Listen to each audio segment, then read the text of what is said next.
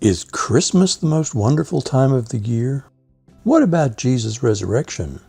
Is Resurrection Sunday the most wonderful time of the year? Paul wrote that if Christ had not been raised, our preaching is in vain, and so is our faith. Let's discuss the centrality of the resurrection of Jesus and the testimony of eyewitnesses in Luke 24, verses 1 through 12.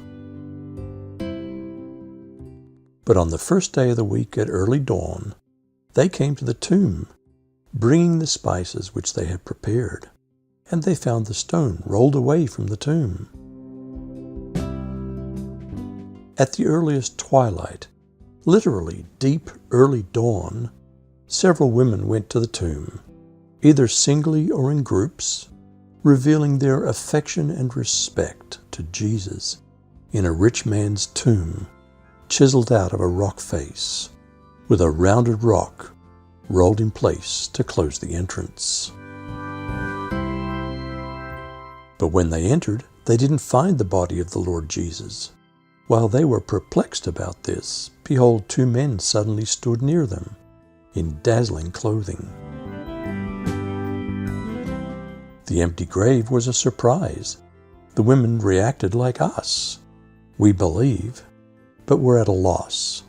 It seems as if angels were coming and going, but at that moment, two divine messengers were there appearing like men, but their lustrous clothing, flashing like lightning, gave them away. And as the women were terrified and bowed their faces to the ground, the men said to them, "Why do you seek the living one among the dead? He's not here, but he has risen. Remember how he spoke to you while he was still in Galilee, saying that the Son of Man must be delivered into the hands of sinful men, and be crucified, and the third day rise again."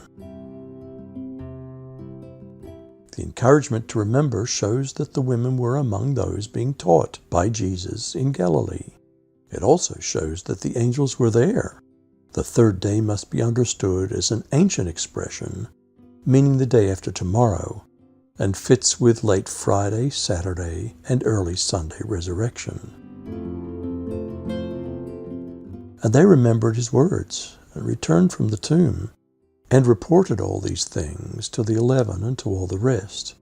Now they were Mary Magdalene, and Joanna, and Mary the mother of James. Also the other women with them were telling these things to the apostles. Moderns sometimes make way too much out of these verses, grossly exaggerating the reporting as these women being the first evangelists. There's obviously a great deal of difference between an evangelist, someone with a vocational calling from God to announce the good news, and eyewitnesses reporting what they saw.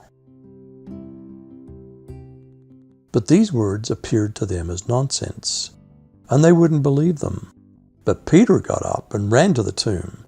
Stooping and looking in, he saw the linen wrappings only, and he went away to his home, marveling at what had happened. The apostles initially thought the women were talking as if they were delirious, except for Peter, who ran to the scene, saw the evidence, and went home amazed. Witnesses don't die for a lie, yet 11 of the 12 disciples of Jesus were martyred for their faith. Witnesses did not recant even 40 years later. The Watergate conspirators couldn't keep their lie for 3 weeks because they knew it wasn't true. Folk tales grow over generations, but the resurrection accounts were written down within the lifetimes of witnesses. They said it happened because they were there. The resurrection accounts are testimony, not legend. And so we confess that part of the Nicene Creed which says, "On the third day he rose again, in accordance with the Scriptures. He ascended into heaven and is seated at the right hand of the Father. He'll come again in glory to judge the living and the dead, and his kingdom will have no end."